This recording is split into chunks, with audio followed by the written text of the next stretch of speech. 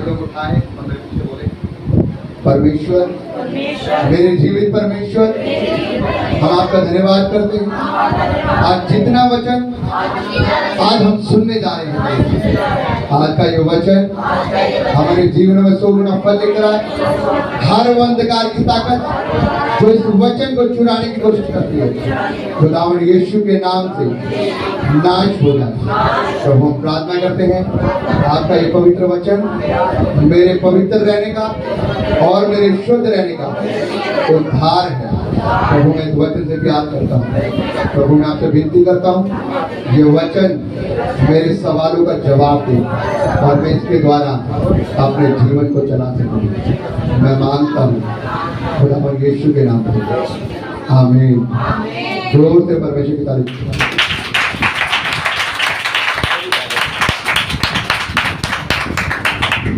आइए हम परमेश्वर के वचन से निकालेंगे मत्ती नबी की पुस्तक,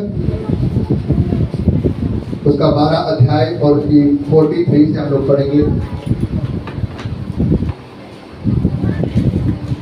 मत्ती नबी की पुस्तक उसका 12 अध्याय उसकी 43 आयत से हम लोग पढ़ेंगे और नीतीश हमारे जीवन हमारे बीच में पढ़ दे 43 से 45। यस जल्दी 12 का 43। जब अशुद्ध आत्मा मनुष्य में से निकल जाती है तो सूखी जगह में विश्वास ढूंढती फिरती है और पाती नहीं, विश्राम ढूंढती फिरती है और पाती नहीं। तब कहती है कि मैं अपने उसी घर में जहाँ से निकली थी लौट जाऊंगी और आकर उसे सूना, झाड़ा, बुहारा और सजा सजाया पाती। तब वह जाकर अपने से और बुरी 7 आत्माओं को अपने साथ ले आती है और वे उसमें बैठकर वहाँ वास करती है और उस मनुष्य की पिछली दशा पहले से भी बुरी हो जाती है। इस युग के बुरे लोगों की दशा भी ऐसी ही होगी। जब वह भीड़ से बातें कर ही रहा था तो देखो, उसकी माता और भाई बाहर खड़े थे और उससे बातें करना चाहते थे। किसी ने उससे कहा, देख तेरी माता और तेरे भाई बाहर खड़े हैं, तो उससे बातें करना चाहते हैं। यह सुन उसने कहने वाले को उत्तर दिया, कौन है मेरी माता और कौन है मेरा भाई? और अपने चेलों की ओर अपना हाथ बढ़ाकर कहा, देखो मेरी माता और मेरे भाई ये हैं। परमेश्वर की महिमा। हालेलुया। खुदावन का वचन यहाँ पर क्या कह रहा है? खुदावन का वचन यहाँ पर ये कह रहा है 43 में, मैं आपको 43 से 45 तक मैं आपको आज बताना चाहता हूँ। गेस्ट आ जाइए, आ जाइए, आ जाइए, आ जाइए, बुला लो उनको, बुला लो, बुला लो। ओके। परमेश्वर के वचन में यहाँ पर किस प्रकार से लिखा है, जब अशुद्ध आत्माएं मनुष्य में से निकल जाती है तो वह सूखी जगहों में विश्राम ढूंढती है और पाती नहीं। तब वह कहती है कि मैं अपने उसी घर में जहां से निकली थी लौट जाऊंगी और लौटकर उसे सूना, झाड़ा, बुहारा, सजा सजाया पाती है। तब वह जाकर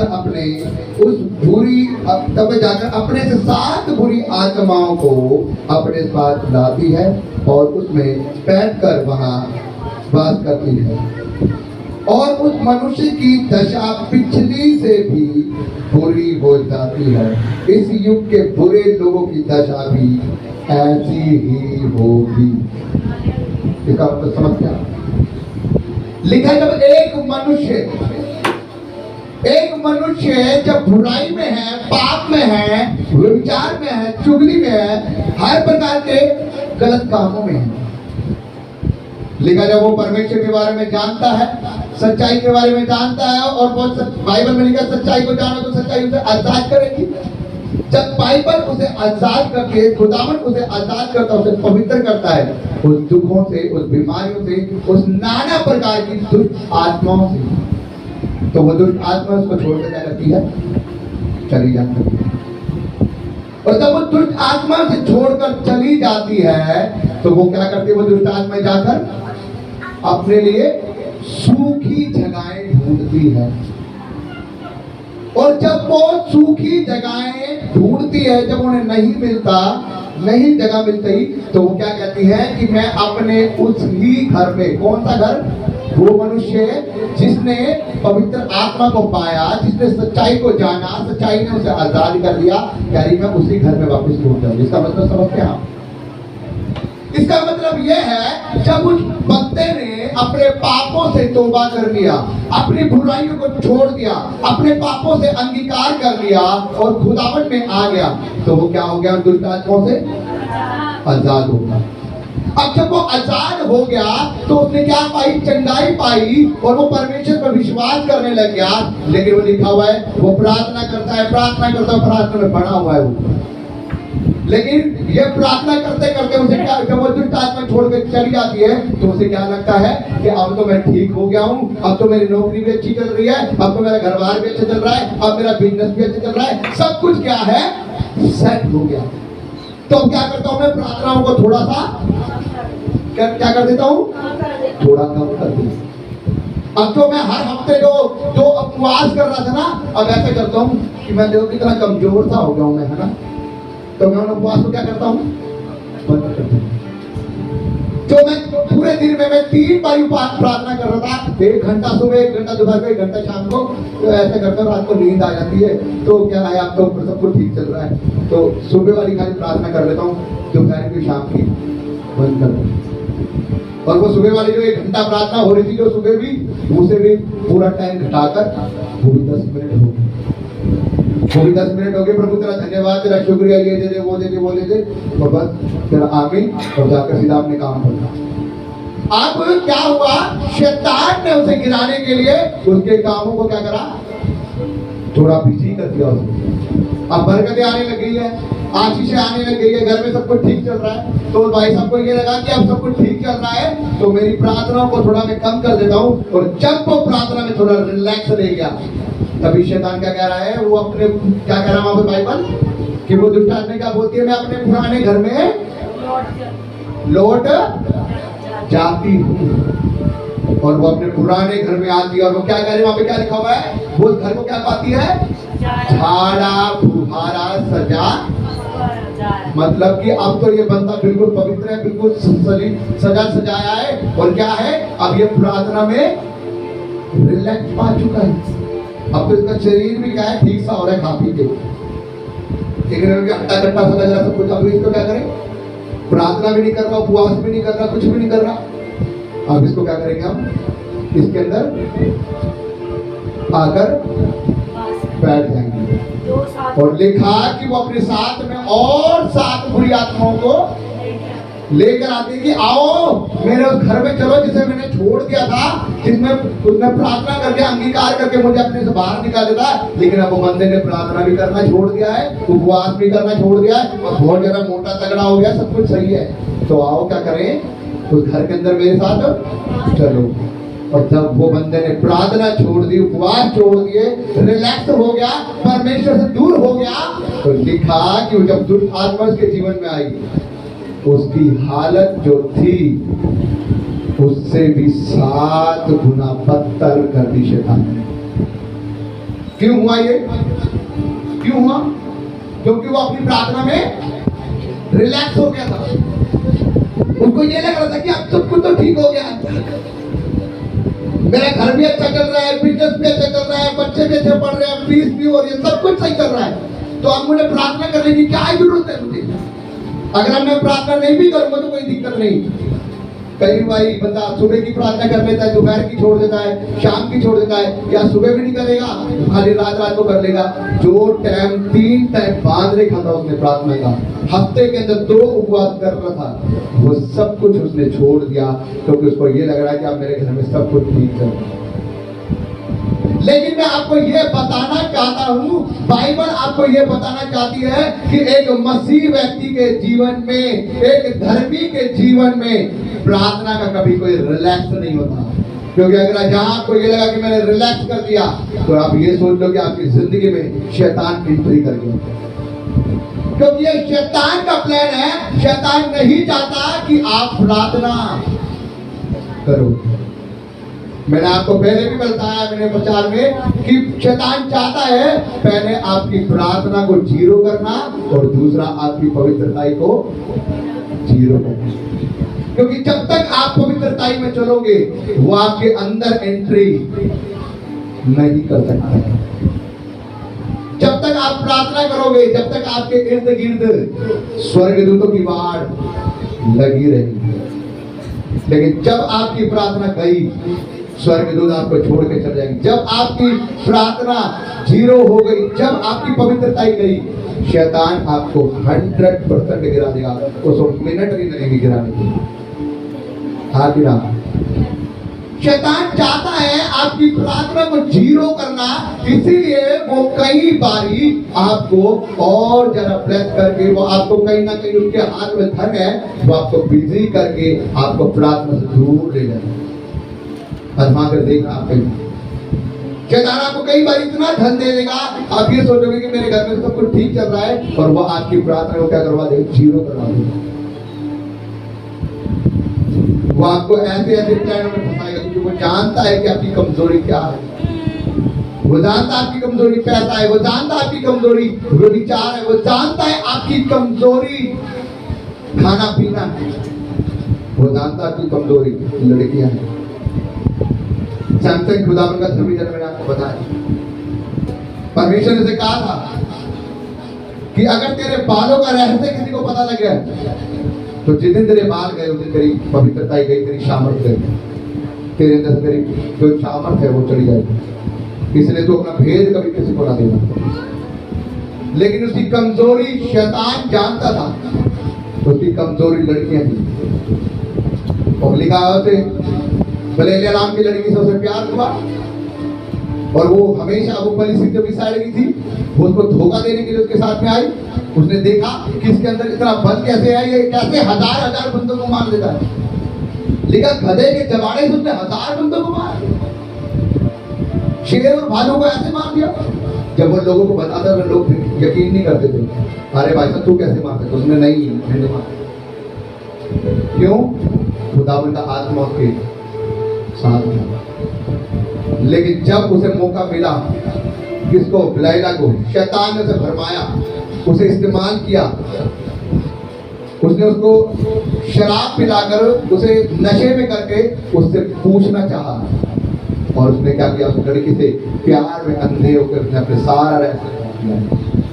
उसने कहा शैतान तेरे अंदर इतनी ताकत कैसे है, क्या है इसका राज? वो कह रहा उसने पहले बहुत सी उसने झूठे झूठे से बांधने लगा, उसने वो काम करके देखी। कह रही नहीं तूने झूठ बोला मुझसे, तो इसका मतलब तू मुझसे प्यार नहीं करता, तूने ये बात भी झूठ बोली है, नहीं तो मुझसे प्यार नहीं करता। उसने कहा मुझे रस्सियों से बांध दो, ये मेरी कमजोरी है, मैं नहीं हुआ। उसने उसको रस्सियों से बांध दिया, उसको तोड़ दिया। कह रही नहीं तू मुझसे प्यार नहीं करता, तू झूठा है। उसने कहा अच्छा मेरी टांगे बांध दे, मैं पकड़ा जाऊंगा, ये मेरी कमजोरी है। उसने फिर उसकी टांगे बांध दी, उसने वो भी तोड़ दी। कह रही नहीं तू मुझसे प्यार नहीं करता, तू झूठा है। उसने थोड़ा सा उसे उकसाया, मैं चली जाऊंगी। उसने कहा अच्छा सुन, उसने थोड़ा सा नशा दिया उसे। उसने कहा कि सुन तू मुझसे प्यार करती है, मैं तुझे बता रहा हूं, मेरे बालों में मेरी पावर है। खुदावन ने मुझसे कहा था तेरे बाल मेरी ओर से और ये ब्लेस किए हुए हैं, जिस दिन तेरे बाल गए उस दिन तू गया। और उसने मूर्ख ने उस लड़की के प्यार में पागल होकर खुदावन की बात को हल्के में जानकर सारी अपने दिल की बात उसको बता दी। इसलिए खुदावन ने कहा अपना भेद कभी किसी को मत दो। हालेलुया। उसने उस लड़की के लिए खुदावन की बात को हल्के में जानकर अपने सारी बात उसे उस लड़की को बता दी। और लिखा जब उसे उस लड़की ने नशा पिलाया, वो सो गया, उसने क्या किया? कैंची लेकर उसके बाल काट दिया और बुला दिया परिस्थितियों को, आ जाओ अब इस सैमसन की पावर खत्म हो गई। वो डर रहे थे उससे। उसने कहा नहीं, किसने मुझे बताया इसकी पावर खत्म हो गई, तो मैंने बाल काट दी, बांध दो। उन्होंने से पकड़ के बांध दिया। और जब बाद में सैमसन होश आया, उसने देखा कि मैं बंधा हुआ, उसने अपनी पावर लगाई, लेकिन रस्सी टूट ही नहीं दिया। क्या करेगा? बाल तो जा चुके, चावल तो जा चुकी, बल तो जा चुका, परमेश्वर छोड़ चुका। क्यों? क्योंकि तूने लड़की के पीछे अपने खुदा की बात को तूने हल्के में जाना। तो देखा जब नहीं टूट रही, जब बन के रह गया, तो खुदावन साथ छोड़कर जा चुका। उन्होंने उसकी आंख को अंधा कर दिया, उसको गुलाम बना दिया। तो मैं आपको ये बताने की कोशिश कर रहा हूं कि जब आपकी पवित्रताई आपके जीवन में से गई तो खुदावन आपको छोड़कर चला जाता है। यहाँ उसकी पवित्रताई उस लड़की के पीछे अपनी कमजोरी, लड़की के पीछे अपनी सारी बात को उगल दिया और शैतान ने उसे गिरा दिया। आज शैतान ये चाहता है, लिखा है कि शैतान क्या करता है, चाहता है आपके जीवन से जब आप परमेश्वर को जानते हो वो आपके जीवन को छोड़कर चला जाता है, वो दुष्ट आत्मा आपके जीवन को छोड़कर चली जाती है। लेकिन जब आप प्रार्थना में रिलैक्स हो जाते हो, जब अपनी भेद की बातें आप किसी को बता देते हो, जब आप परमेश्वर से ज्यादा अपने बिजनेस को, अपनी पढ़ाई को, अपनी लिखाई को, अपने बच्चों को, सब चीजों को महत्व देते हो, मैं कह रहा हूं खुदावन आपसे दूर हो, क्योंकि देने वाला परमेश्वर है, बच्चे देने वाला परमेश्वर है, बिजनेस देने वाला परमेश्वर है, नौकरी देने वाला परमेश्वर है, घर बार देने वाला परमेश्वर है। तो आप कैसे परमेश्वर को छोड़कर बाकी चीजों को महत्व दे सकते हो? परमेश्वर ने कहा तुम मुझे छोड़ और किसी के पीछे ना हो रहना, तू और किसी को दंडवत ना करना। तो क्या आप क्या समझते हो? आप परमेश्वर से ज्यादा आप फोन को महत्व दे रहे हो, तो क्या आप उसको दंडवत नहीं कर रहे? क्या आप परमेश्वर से ज्यादा उसको प्रेम नहीं कर रहे? आप परमेश्वर से ज्यादा अपने बच्चों की केयर करते हो, क्या आप अपने बच्चों से ज्यादा लगाव नहीं कर रहे परमेश्वर से ज्यादा? आप परमेश्वर को छोड़कर आप पहले अपनी जॉब को देख रहे हो, क्या आप अपनी जॉब को ज्यादा महत्व नहीं दे रहे? मैं आपको बताना चाहूंगा, अगर आप रिलैक्स हो गए तो वो खुदावन जब अगर रिलैक्स हो गया ना, अगर आपके लिए खुदावन रिलैक्स हो गया तो आपको दिक्कत पड़ जाएगी। इसीलिए कभी भी प्रार्थना में रिलैक्स मत होना, क्योंकि लिखा है दुष्ट आत्माओं ने बोला कि आओ हम मेरे उस घर में चले जिसको मैंने झाड़ा धुआरा धुला दिलाया सजा सजाया देखा है। वो लिखा वो अपने साथ बुरी दुष्ट आत्माओं को लेकर आई और उसके अंदर बैठकर बंदे की हालत पहले से भी बुरी हो गई। जो उसने प्रार्थना करके जो चंगाई पाई थी वो उससे भी गंदी हालत क्यों हो गई? परमेश्वर को भूल गया था, कामों में व्यस्त हो गया था। चंगाई पाई, अब कोई जरूरत नहीं मेरे संडे के चर्च में जाने की। क्या करूंगा संडे के चर्च में जाने की? क्या जरूरत है उपवास करने की? क्या जरूरत है प्रार्थना करने की? क्या जरूरत है संगति में जाने की? घर में ही प्रार्थना कर लेता हूँ। संडे को जाके क्या करूँ? घर में प्रार्थना कर लेता हूँ। संडे को चर्च में जाता है, 3 घंटे प्रार्थना चल रही है, आराधना चल रही है, वर्ड ऑफ द गॉड मिल रहा है, घर में प्रार्थना कर रहा है, खाली 5 मिनट सिर्फ दे दे। वचन का कुछ नहीं पता, कुछ पवित्र आत्मा को प्रार्थना नहीं कर रहे। आराधना में लिखा है बंधन टूटते, श्राप टूटते, आराधना को कोई अटेंड नहीं कर रहा। कैसे घर में प्रार्थना कर लेते हो आप लोग? कई लोग बोलते हैं कि हम लोग संडे को नहीं जा सकते, मैं घर में प्रार्थना करूं। कैसे कर लोगे आप? अरे परमेश्वर लिखा है जहां 2 या 3 लोग उपस्थित है मेरा आत्मा वहां पर है। तो आप लोग कैसे घर पे अकेले प्रार्थना कर लोगे? जब खुदावन के भवन में आप लोग इकट्ठे होते हो, खुदावन को पुकारते हो, तो लिखा है तब आप उसे पुकारते हो, वो स्वर्ग छोड़कर अपना आपके बीच में आते, वो अपने कामों को करना शुरू करता है। क्यों? क्योंकि आप एक जने नहीं होते, आप कितने जने होते हो और आप जब उसे पुकारते हो वो काम करना शुरू करता है। तो आप कैसे घर में प्रार्थना, कैसे अपने छुटकारा पाओगे? इसलिए मैं आपको बताना चाहता हूँ मेरे भाइयों और बहनों, परमेश्वर का वचन कह रहा है इस युग के बुरे लोग की ऐसी ही दशा होगी। इसका मतलब यह है इस युग के बुरे लोग किनको कह रहा है परमेश्वर? वो उनको कह रहा है जो परमेश्वर को जानकर प्रार्थना कर कर चंगाई को पाकर छुटकारे को पाकर फिर लौट जाते हैं, फिर वो परमेश्वर को क्या करते हैं? फिर दान भूलकर वो क्रूस पर लटकाते हैं। क्योंकि जब प्रभु यीशु मसीह उनके लिए क्रूस के ऊपर चढ़ाया गया, उन्होंने जान लिया कि प्रभु यीशु में चंगाई है, छुटकारा है, शिफा है। जब वो परमेश्वर के पास आए, दुष्ट आत्माओं को छोड़कर निकल गई, लेकिन वो फिर अपनी प्रार्थना को रिलैक्स ले गए, वो फिर प्रार्थना में जीरो हो गए, फिर वो अपने कामों को करने लगे, संसारी कामों को। और जब वो इस देश के बुरे लोग हो गए, वो कामों को देखकर भी उन्होंने अपनी आंखों पर बंद कर दिया, तो फिर देश के बुरे लोग क्या होंगे?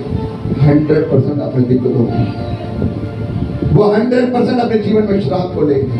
क्यों? क्योंकि उसने परमेश्वर को क्या जाना? तुच्छ जाना। हालेलुया। तो इसलिए मेरे भाइयों बहनों, मैं आपको बताना चाह रहा हूं, अपनी प्रार्थना को रिलैक्स मत देना। मैं कह रहा हूं, छोड़ दो वो काम जो आपकी प्रार्थना के बीच में आ रहा है। खुदावन करने वाला है। खुदावन आपकी मन की हर एक बात को जानता है। छोड़ दो वो चीज जो आपकी प्रार्थना के बीच में आ रही है, बाद में कर लेना। ब्लेस करने वाला परमेश्वर है, टेंशन मत लो। डैनियल जब जब प्रार्थना करता था, खुदावन उसकी प्रार्थना को उत्तर देता था। पकड़े गया, शेरों की मांझ में डालने के ऑर्डर आ गए, लेकिन रुका नहीं, डरा नहीं, परमेश्वर की हजूरी में जाता रहा। उसने एक बात ध्यान रखी थी, आंधी आए, तूफान आए, 3 बार परमेश्वर के सम्मुख जाना है। तो क्या बिगाड़ दिया शेरों ने? क्या बिगाड़ दिया? अगर वो आपके समान होता है, रिलैक्स ले जाऊं, कोई नहीं, राजा ने ऑर्डर दे दिया, जो किसी और देवी देवता को मानेगा उस शेरों की मात में गिरवा दिया जाएगा। अगर वो ये सोचता तो क्या वो अपनी प्रार्थना को करता? उसने कहा, शेरों को मुंह को बंद करने वाला मेरा परमेश्वर यहोवा है। मैं प्रार्थना करूंगा तो प्रार्थना करनी नहीं छोड़ी। पकड़ा गया, शेरों की मात में गिरवाया गया, शेरों के मुंह को बंद करा परमेश्वर ने, अगले दिन बाहर निकाला गया। और जिन लोगों ने डलवाया था वो गिरे गए, एक बार में चट कर दिए गए। Hallelujah, hallelujah. मैं कह रहा हूँ, जितने भी आपके विरोध में हैं, यदि आपकी प्रार्थनाएं ऊंची हो रही है, वो तीतर भीतर करे जा रहे हैं यीशु के नाम से। हालेलुया।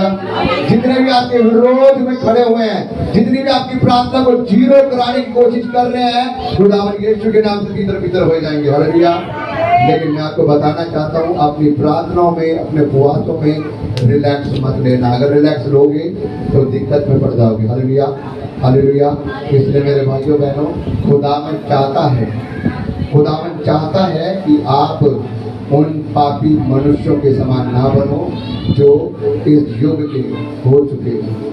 परमेश्वर में बढ़ते जाओ, प्रार्थना में बढ़ते जाओ, ताकि खुदावन आपको जीवन का वो मौका दे जिसका वायदा उसने आपसे किया है। हालेलुया। खुदावन के वचन के पढ़े और सुने जाने पर आशीष हो। आपको आइए हम